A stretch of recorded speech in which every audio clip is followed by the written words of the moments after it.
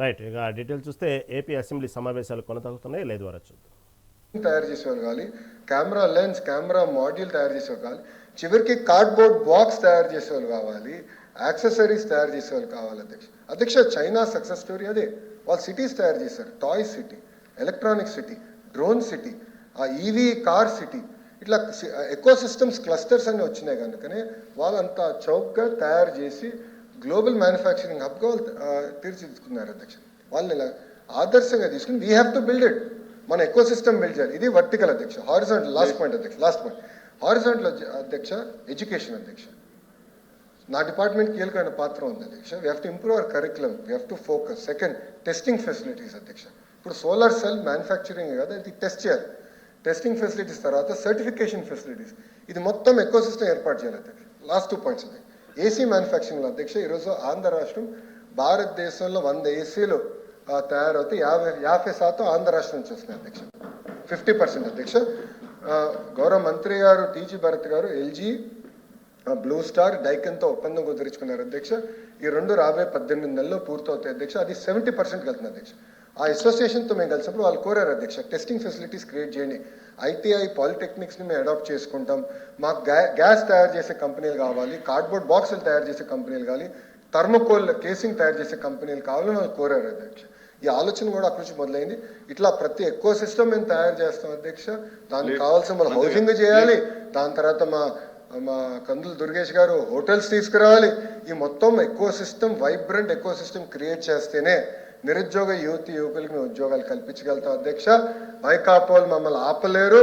మేము ప్రతి company ground చేస్తాం, 20 లక్షల ఉద్యోగాలు కల్పిస్తాం అధ్యక్ష. నేను ఐఎమ్ ఛాలెంజింగ్ దెమ్.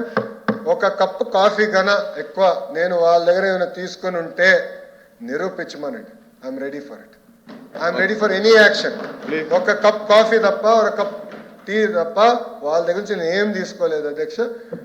ఎల్ఓపి గారు షుడ్ సబ్స్టాన్షియేట్ ఇస్ అలిగేషన్. ఆయన అలిగేషన్ చేసి వాకౌట్ చేస్తాం కరెక్ట్గా. ఇది పారిపోతాం అంటారు అధ్యక్ష. ఇది పారిపోతాం అంటారు. నో ఎల్ఓపి గారు should substantiate. He should substantiate his allegation. వచ్చిన తర్వాత నేను మళ్ళీ మీ అనుమతి మళ్ళీ నేను ప్రశ్నించాలి. క్వశ్చన్ నెంబర్ 14237 కందులు దుర్గేష్ గారు. అధ్యక్ష, ఉయ్యాలవాడ నరసింహారెడ్డి గారు, బుడ్డ వెంగళరెడ్డి గారి యొక్క సేవల్ని సంస్మరించుకుంటూనే ప్రస్తుతం ప్రభుత్వం దగ్గర వారి పేరు మీద మ్యూజియం ఏర్పాటు చేసేటువంటి ప్రతిపాదన ఏమీ లేదనేటువంటి మాటని తెలియజేస్తున్నాను అధ్యక్ష.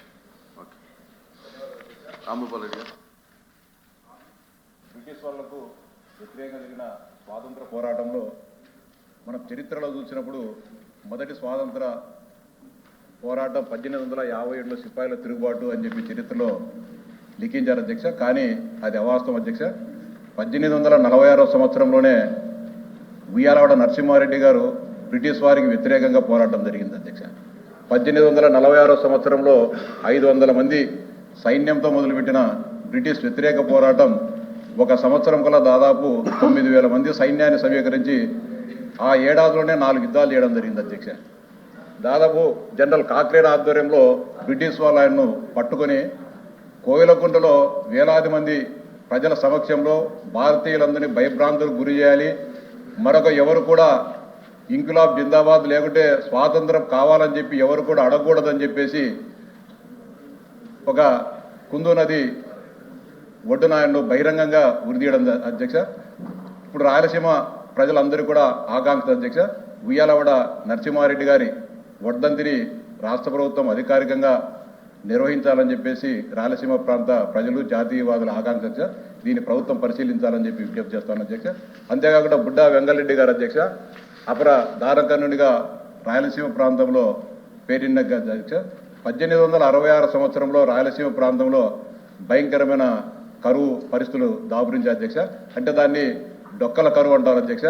ఆ రోజు అంటే చరిత్రకారులు చెప్పేదాన్ని బట్టి రేగడి మట్టిలో మజ్జిగ కలుపుకొని తిన్న సందర్భాలు అధ్యక్ష ఆ రోజు ఉండే ప్రాంత ప్రజలు. అదే కలబంద ఆకుల గుజ్జును తిని ఆ ప్రాంత ప్రజలు ప్రాణాలు కాపాడుకునే సందర్భంలో తన దగ్గరున్న వేలాది బస్తాల గింజలన్నింటిని కూడా ఆయన ఈ కార్యక్రమానికి పేదలకు అన్నార్థులకు అన్నం పెట్టడం జరిగింది అధ్యక్ష. దాదాపు 3 సంవత్సరాల పాటు నిరంతరాయంగా ఉయ్యాలవాడ గ్రామానికి ఈ ఆహార కేంద్రాలను గంజి కేంద్రాలను ఏర్పాటు చేసి రాయలసీమ కూడా ఆదుకోవడం జరిగింది అధ్యక్ష. దానికి మెచ్చి అప్పుడు విక్టోరియా మహారాణి గారికి కూడా ఆ సమాచారం తెలిసి ఆయన బ్రహ్మాండమైన అవార్డును కూడా బహుకరించడం జరిగింది అధ్యక్ష. ఆ అవార్డు రక్షణ కోసం ఉయ్యాలవాడలో వాళ్ళ ఇంటి దగ్గర ఆ కాలంలోనే ఒక పోలీస్ స్టేషన్ కూడా ఏర్పాటు చేయడం అధ్యక్ష. అది అందరికీ కూడా రాయలసీమ ప్రాంత ప్రజలందరికీ కూడా గర్వకారణం, భారతదేశానికి కూడా గర్వకారణం అధ్యక్ష. ఇటీవలనే ఈ బుడ్డా వెంకటరెడ్డి గారి గురించి ప్రధానమంత్రి మోడీ గారు కూడా మాట్లాడడం జరిగింది అధ్యక్ష. గౌరవ మంత్రి గారిని మీ ద్వారా విజ్ఞప్తి చేసేది ఒకటి అధ్యక్ష, ఉయ్యాల నరసింహారెడ్డి గారు అదేవిధంగా బుడ్డా వెంకటరెడ్డి గారి వర్ధంతులను అధికారికంగా జరిపే విధంగా తమ చర్యలు తీసుకోవాలని చెప్పి విజ్ఞప్తి చేస్తానండి. Okay okay. రేనాటి సూర్యచంద్రులని రేనాడి ప్రాంతంలో ఉన్నటువంటి ఇద్దరు కూడా ఉయ్యాలవాడలోనే పుట్టారు అధ్యక్ష. వారు చెప్పినటువంటి ఉయ్యాలవాడ నరసింహారెడ్డి గారు కానీ బుడ్డా వెంగళరెడ్డి గారు కానీ, ఉయ్యాలవాడ నరసింహారెడ్డి గారు 1857లో మనకి సిపాయిల తిరుగుబాటు కానీ లేదా భారత ప్రథమ స్వాతంత్ర పోరాటం చెప్పుకునేటువంటి ఉద్యమానికి ఒక 10 సంవత్సరాల ముందే వారు స్వాతంత్ర పోరాటంలో దిగి మన భారతీయులకి ముఖ్యంగా ప్రాంత వాసులందరికీ కూడా స్వేచ్ఛావాయువులు కావాలని పోరాడినటువంటి మహానుభావుడు ఉయ్యాలవాడ నరసింహారెడ్డి గారు.